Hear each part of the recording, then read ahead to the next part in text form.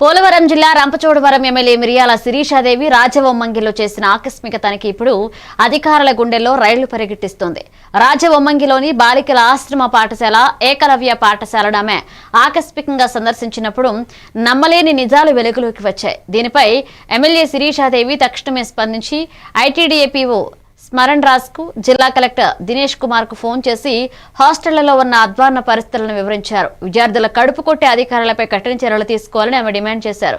ప్రజాప్రతినిధి స్వయంగా స్కూటీపై వెళ్లి ఇలాంటి ఆక్రమాలను భయపెట్టడం ఇప్పుడు నియోజకవర్గంలో సంచలనంగా మారింది.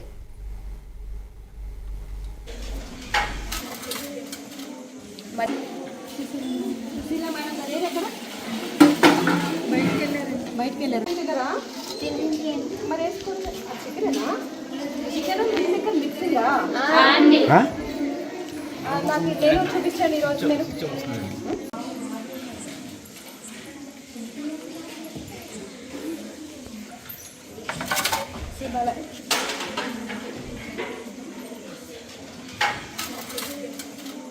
మధ్యాహ్నం ఏం కూర అన్నారు మెనూ ప్రకారం?